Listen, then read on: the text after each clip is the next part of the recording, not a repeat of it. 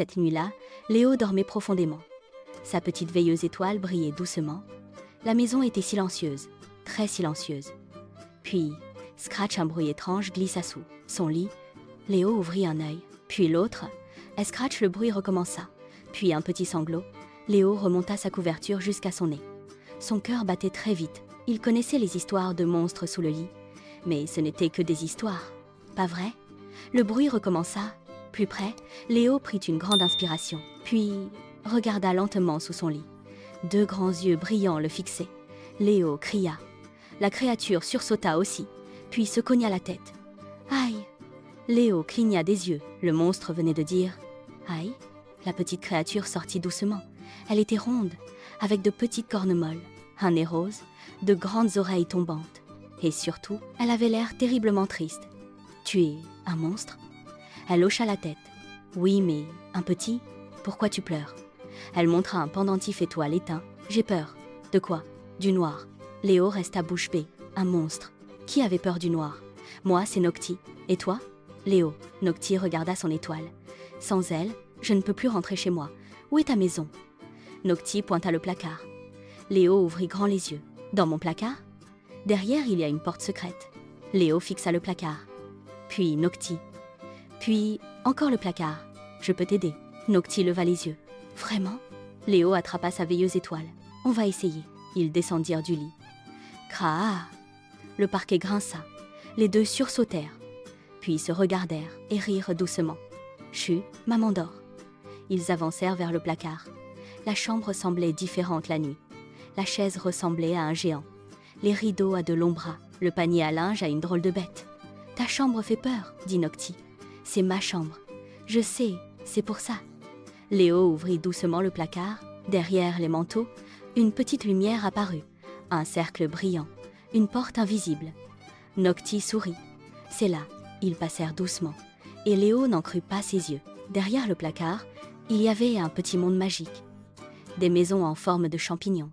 Des lanternes suspendues. Des nuages violets. Des petites étoiles dans des bocaux. Mais presque tout était sombre, comme si le village entier avait peur. Au loin, une immense étoile brillait à peine. C'est quoi? La grande étoile. Quand elle dort, tout s'éteint. Des petits bruits apparurent autour d'eux. Sniff, sniff. De petits monstres sortaient de leurs cachettes. Sous des tables, derrière des rideaux, dans des paniers. Tous semblaient effrayés. Vous avez tous peur du noir? Demanda Léo. Nocti hocha la tête. Oui, mais les humains pensent qu'on est effrayant. Alors on ne le dit jamais. Un petit monstre violet s'approcha. Un humain? Il ne va pas crier? Léo sourit doucement. Pas cette fois. Une petite monstre à lunettes demanda. Les humains ont peur aussi? Léo baissa les yeux. Oui, moi aussi. Tous ouvrirent grand les yeux. Vraiment? Oui, chaque nuit parfois. Nocti regarda Léo avec un sourire. Alors tu nous comprends. Soudain, un grand souffle froid traversa le village. Les lanternes tremblèrent. La grande étoile clignota, encore plus faiblement. Nocti pâlit. Il faut aller là-haut. Il montra une colline sombre. Pourquoi? Pour réveiller la grande étoile. Léo avala sa salive. La colline faisait peur. Beaucoup peur, mais il hocha la tête d'accord. Nocti attrapa sa manche. Un petit monstre violet arriva en courant. Moi aussi je viens. Je m'appelle Boubou. Ils commencèrent à grimper. Le chemin devenait sombre. Les arbres faisaient d'étranges formes. Une immense ombre ressemblait à un dragon. Nocti trembla. Léo leva la lumière. C'était une branche. Pas un dragon plus loin. Une autre ombre ressemblait à un loup géant. Encore une illusion. Boubou souffla. Le noir adore faire semblant. Ils continuèrent. Puis entendirent tape, tape, tape quelque chose derrière eux. Ils s'arrêtèrent. Le bruit aussi. Ils avancèrent. Inomatine tape, tape, tape. Nocti chuchota. Je crois que le noir nous suit. Léo se retourna, une forme avançait. Tous crièrent, puis la couverture tomba. C'était juste un autre petit monstre perdu. Ils éclatèrent de rire.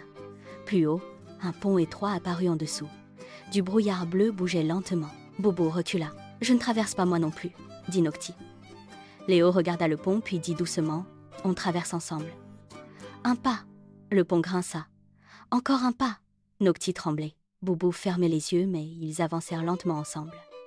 Quand ils arrivèrent de l'autre côté, Boubou sauta de joie. « Je l'ai fait !»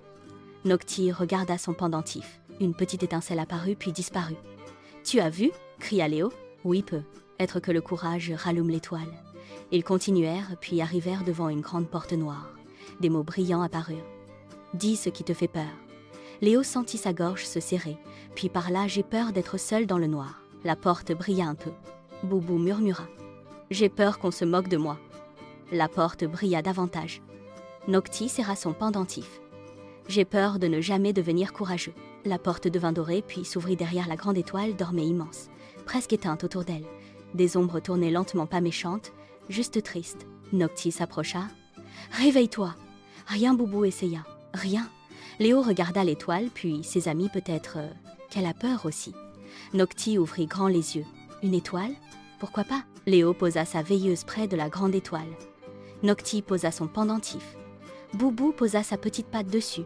Puis au loin, tous les petits monstres du village arrivèrent. Un par un tremblant mais présent, la petite monstre à lunettes, le petit vert, le petit jaune, tous. Ils se tinrent autour de l'étoile. Main dans la main, Léo murmura « Le courage qu'à ce partage ». Une larme brillante glissa sur la joue de Noctis, tomba sur son pendentif et, soudain, une étincelle jaillit, puis, sans autre, la grande étoile s'illumina. Une immense lumière douce remplit le ciel. Les maisons champignons se rallumèrent.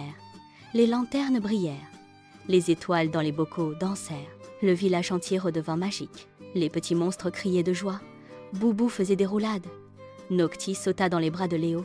« On a réussi !» La grande étoile laissa tomber un petit éclat lumineux, qui se posa dans la main de Léo. « C'est quoi ?» demanda Léo. Noctis sourit. Un éclat de courage, puis une voix résonna. Très loin. Léo, sa maman. Il faut rentrer. Ils coururent vers le placard, traversèrent le village, passèrent la porte secrète et revinrent dans la chambre. Des pas approchés, Noctis fila sous le lit. Léo sauta sous sa couverture. La porte s'ouvrit. « Léo, tout va bien ?»« Oui, maman. J'ai juste fait un drôle de rêve. » Elle sourit, l'embrassa, puis regarda la veilleuse. « Tiens, elle brille plus fort. » Léo sourit doucement. « Quand elle est partie ?» Noctis sortit de sous le lit. Son pendentif brillait. « Maintenant, je dois rentrer. » Léo sentit son cœur se serrer. « Déjà, les autres m'attendent. Mais je reviendrai, promis, promis. » Avant de partir, Noctis se retourna. « Merci de ne pas avoir crié trop longtemps. » Léo éclata de rire.